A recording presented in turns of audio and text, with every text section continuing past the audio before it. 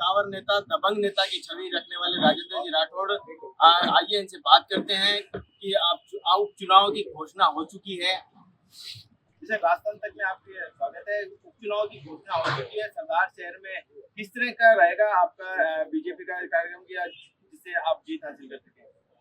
पूरे 4 साल सरकार के बीते और इन 4 सालों में सरदार सर विधानसभा की जो दुर्दशा है, पीने के पानी को लेकर लोग तड़पते रहे। जो थोड़ा सा इलाका नहर से जुड़ा है उनमें पानी गायब रहा। कानून व्यवस्था ऐसी रही कि सरेआम गोलीबार कर जनप्रतिनिधियों को लोग जाते रहे, सरपंच की हत्या होती रही, हत्यारे बेखौफ रहे, विकास के नाम पर शून्यता रही। 4 साल में सरकार रहते हुए जब सरदार शहर का कोई कायाकल्प नहीं हुआ, तब ये 1 साल में क्या कर लेंगे। अब तो सरकार की विदाई के दिन आ गए। हम अपने पुराने विकास को लेकर और आने वाले समय के अंदर जब सरकार बदलेगी, तब इस सरदार शहर को विकास का सरदार बनाने का संकल्प के साथ चुनावी दंगल में उतरेंगे और निश्चित तौर पर जीतेंगे। पंडित जी वहां से 7 बार जीत दर्ज कर चुके थे और भाजपा की यदि 1 साल एक बार निकाल दिया जाए तो भाजपा ने अभी तक वहां जीत हासिल नहीं की। आज क्या कारण रहा और आगे किस तरह से रहेगा कि जीत हासिल हो सके? देखिए, राजनीति के अंदर, लोकतंत्र के अंदर जनप्रतिनिधि का कार्यकाल और काम करने का तौर तरीका अपना अपना रहता है। पंडित भंवरलाल जी का काम करने का तौर तरीका अपना था, पर ये कोई राजतंत्र नहीं है। उनके बाद उनकी विरासत उनके पुत्र को मिल जाए और उन पर उनका राजनीतिक जनता कर दे। उनके पुत्र के काम को नगर पालिका के अध्यक्ष सरदार के लोगों ने देखा है। आज भी वो राज्य सरकार के नामजद मंत्री हैं, PWS कमीशन के अध्यक्ष है। उनके खाते में क्या चीज जा रही है उसका आंकलन राज्य सरकार से जनता ने अच्छी तरह से कर लिया है। इसलिए विरासत के अंदर कोई सोचे तो पंडित भंवरलाल जी की विरासत उनके पुत्र की ताजपोशी से हो जाएगी, इसकी संभावना नहीं है।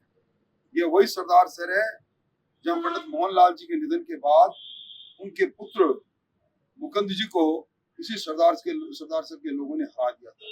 इसलिए यहाँ विरासत की राजनीति चलती नहीं, और जब मूल्यों की राजनीति होगी, विकास की बात चलेगी, और जब सरकार के कामकाज और उनका सबका मूल्यांकन होगा, तो इस सरकार को और कांग्रेस को 0 नंबर मिलेंगे, और इसलिए हार निश्चित है सरदार शहर में कांग्रेस। 5 तारीख को चुनाव होने, चुनाव की घोषणा के साथ ही कांग्रेस के प्रदेश अध्यक्ष डोटासरा जी ने जीत के लिए ट्वीट किया है कि कांग्रेस की जीत निश्चित है। क्या कहेंगे? मुंगेरी लाल के हसीन सपने कोई भी देख ले। डोटासरा जी के बारे में मैं टिप्पणी नहीं करना चाहता। वो खुद का अपने गृह विधानसभा बचा लेंगे तो ये बड़ी बात होगी। ये समय बताएगा, दिल बताएगा, दिल की धार बताएगी और कांग्रेस की दुर्दशा बताएगी। वो समय दूर नहीं जब काल चक्र के साथ आम चुनाव आएंगे और पूरे शेखावाटी में कांग्रेस का सुपड़ा साफ हो जाएगा। मुख्यमंत्री की सीट को लेकर 2 गुटों में बटी दिखाई दे रही है कांग्रेस। तो कितना नफा नुकसान मानते हैं इन चुनावों को लेकर? क्या मानते हैं कि ये सेमीफाइनल माना जाए 2024 का? ये चुनाव सेमीफाइनल नहीं है, परंतु कांग्रेस के अंदर 2 गुट होते तो भी चलता। इस दिल के टुकड़े हजार हुए, कोई यहाँ गिरा कोई वहां गिरा, खंड खंड विभक्त हुई है राजस्थान की कांग्रेस। कोई नेता किसी को मानने को तैयार नहीं। कभी एक मंत्री दूसरे मंत्री को गुलाम कहता है, दूसरा मंत्री कहता है कि इनके काम करने का तौर तरीका अलग है।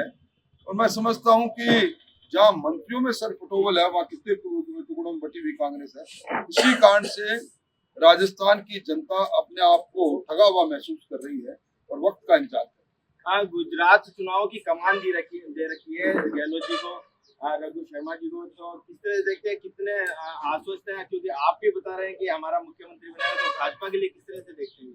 देखिए, गुजरात के अंदर वो क्या गुल खिलाएंगे जो अपने खुद के राज्य को संभाल नहीं सकते। राज्य के अंदर सुशासन और पारदर्शी शासन देने के वाले इस अशोक जी गहलोत की सरपरस्ती के अंदर जो भ्रष्टाचार का तांडव हुआ है, जो मिनी मुख्यमंत्री के रूप में कांग्रेस के समर्थित विधायक और जिन्होंने चुनाव लड़ा उन्होंने अपने आप को प्रस्तुत किया है। लूट और झूठ जब यहाँ चल रही है तो मैं समझता हूँ गुजरात के लोग बड़े मेटिकुलस लोग होते हैं, वो सारी चीज को समझते हैं। वहां गुजरात में कोई इस जादूगर का जादू नहीं चलेगा, बल्कि खुद यह जादूगर अपने काले जादू से भस्म हो जाएंगे। हनुमान जी, अग्निवीर योजना को लेकर अगले महीने यहाँ जनसभा करने वाले हैं विरोध में, केंद्र सरकार के विरोध में, तो किस तरह से देखते हैं, क्या गठबंधन इससे हो सकता है हालांकि, या फिर अलग अलग ही चुनाव लड़े जाएंगे? क्योंकि पहले आपके साथ गठबंधन होकर नागौर की सीट भी जीते थे, क्या कहेंगे? देखिए, राजनीति संभावनाओं का खेल है। कांग्रेस विरोधी विचारधारा के हनुमान बेनीवाल, ये निर्णय उनका खुद का है कि वो आगे क्या करेंगे क्या नहीं करेंगे, परंतु जिस प्रकार के हालात बने हैं अग्निवीर के नाम पर विरोध, और अग्निवीर में जहां जहां भर्तियां चालू हुई वहां बड़ी संख्या में लोगों ने भर्तियों में भागीदारता ली है, इसलिए अब उसका विरोध का कोई मायना नहीं। 40 दिन हो गए इस्तीफे दे चुके हैं, बिना इस्तीफों की राजनीति चल रही है।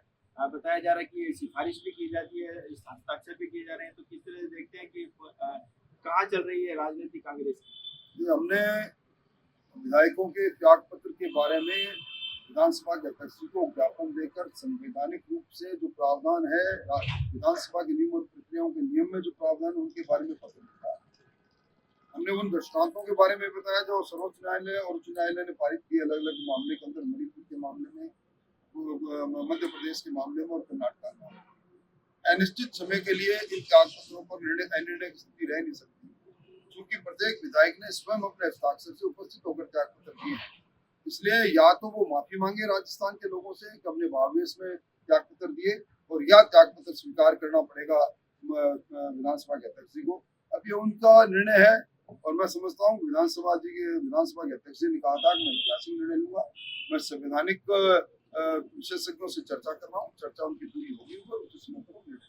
तो राष्ट्रपति शासन मैं इन कपोलकल्पित बातों का उत्तर नहीं देना चाहता, ये दूर की कौड़ी की बात है। राष्ट्रपति शासन क्यों लागू होगा? लोकतांत्रिक तरीके से सरकारें हैं, अगर अपदस्थ होंगे तो भारतीय जनता पार्टी बाद में सोचेगी जब उनके त्याग पत्र मंजूर होंगे। आगे हमारे सभी